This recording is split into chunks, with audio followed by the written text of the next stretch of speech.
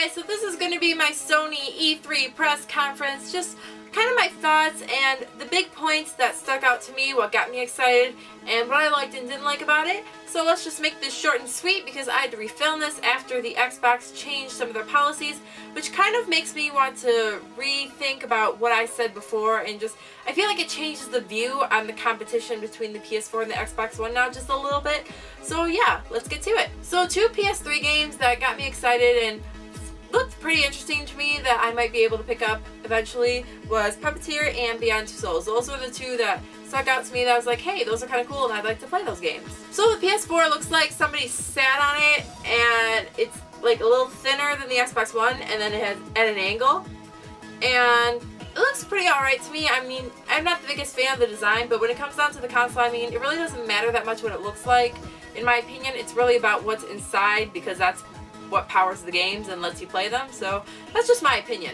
They did announce they have about 12 new IPs that they plan on releasing for the PS4 that are in the works, so definitely cool if you're looking for some new IPs to play on the PS4. One thing I did like about the PS4 conference was during the conference they had indie developers actually come up on stage and demo their games a little bit that are going to be indie developed games for the PS4. So it's definitely cool that they're trying to be definitely more indie developer friendly. Then we had a couple big announcements from Square Enix. They have Final Fantasy 15 coming out, and I'm looking forward to that because I'm trying to find Final Fantasy games at garage sales and yard sales. I only have one of them right now and I want to get into that series.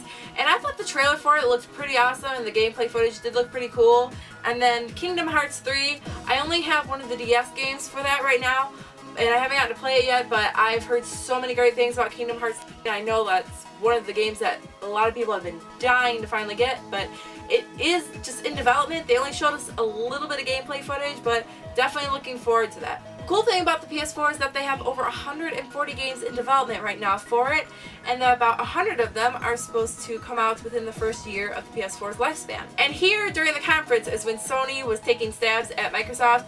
They basically, you know, they announced the no used game restrictions, and if you saw the after conference trailer where they showed you how to share a PS4 game, pretty hilarious. One of the funniest things that I've seen that night, and that sparked so many Twitter controversies that night.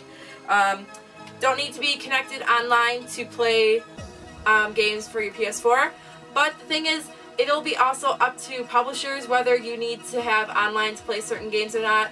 So, I mean, you know, good thing that you don't have to connect your console to the internet, that's not required, but a majority of gamers already have an internet connection, so I mean most likely they will have to connect it to the internet at some point depending on certain games that they buy. No online check-ins. So Sony doesn't have to check in on you to make sure you're being a good little gamer. Also, if you're a PlayStation Plus member, your stuff carries over to your PS4. Pretty awesome. And then members also get a free game every month, but they are going to have a less than $5 charge per month for your PlayStation Plus. I mean, which is an okay price. I'm not the biggest fan of monthly fees and charges and stuff like that for gaming, stuff like that. I mean, if you want to get it, that's up to you. For me, I probably wouldn't do it because, I mean, as long as I have the PlayStation Network, you know, I'm good. And then they announced the $399 price, which is the starting price of the PS4, which is $100 less than the Xbox One right now. And at that point, it was definitely the big choice that everyone was going to go towards. But they did change Xbox. They did take away a lot of the restrictions for the Xbox One. So a lot of things changed. Some people have been swayed. Me, I would still go with the PS4 eventually. So those were just my thoughts and opinions. I want you guys to leave your thoughts and opinions of the Sony conference down below in the comments. And yeah, thank you guys so much for watching, and I will see you for my next video. Bye!